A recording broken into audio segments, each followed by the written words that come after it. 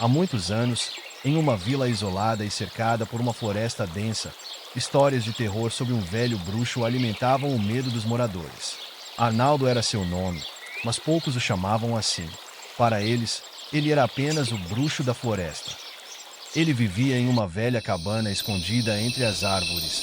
E, desde que se mudará para lá, acontecimentos estranhos e desaparecimentos começaram a se tornar frequentes. Arnaldo era um homem obcecado por poder e magia negra. Ele realizava rituais que desafiavam qualquer moralidade, oferecendo sacrifícios e praguejando contra a própria natureza.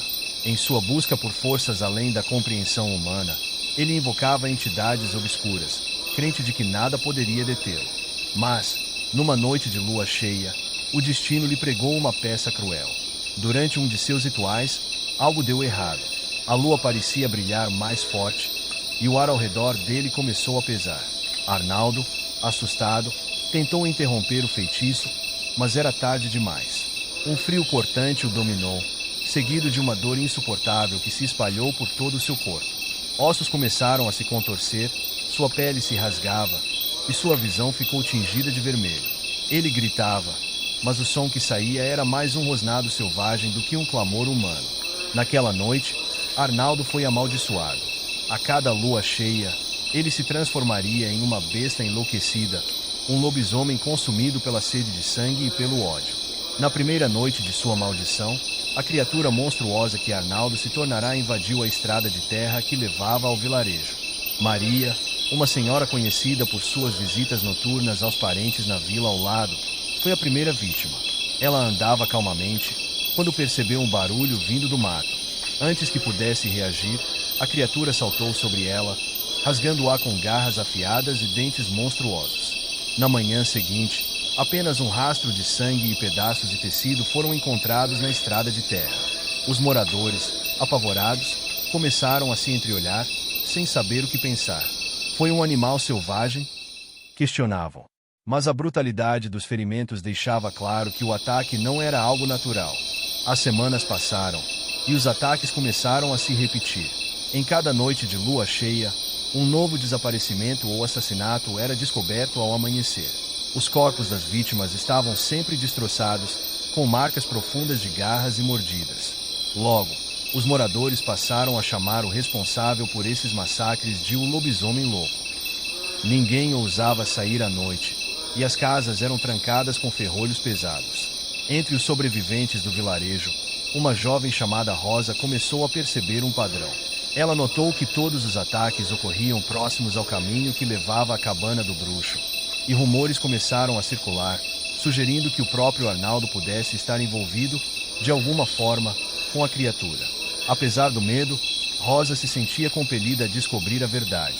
Determinado a proteger o vilarejo, José, o caçador mais habilidoso e respeitado da região, decidiu reunir um grupo para investigar os ataques. Junto a Rosa e outros moradores, eles partiram armados para a floresta na tarde de uma nova lua cheia. Sabiam que, se não pusessem um fim ao terror, as mortes continuariam. Ao chegar à cabana do bruxo, encontraram um lugar envolto em mistério. Objetos estranhos e símbolos desconhecidos decoravam as paredes, e um cheiro pútrido emanava do interior. Foi quando ouviram o uivo. Lá fora, sob o brilho frio da lua, a transformação acontecia. Os olhos de José se arregalaram quando viu, pela primeira vez, a criatura que estava destruindo suas vidas. O lobisomem, uma massa de músculos e fúria, avançou sobre o grupo. José tentou disparar sua espingarda, mas foi derrubado pela força da criatura.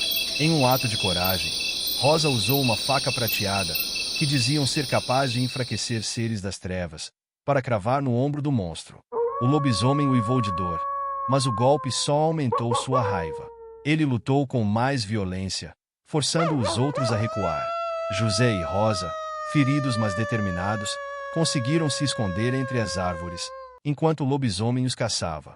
A estrada de terra se tornará um campo de batalha. Cada passo era calculado, cada som, uma ameaça iminente. O lobisomem se movia rapidamente, desaparecendo nas sombras e surgindo em lugares inesperados. A luta continuou até o amanhecer, quando a luz do sol começou a despontar no horizonte. Com a chegada do dia, o lobisomem, exausto e ferido, voltou a assumir a forma de Arnaldo.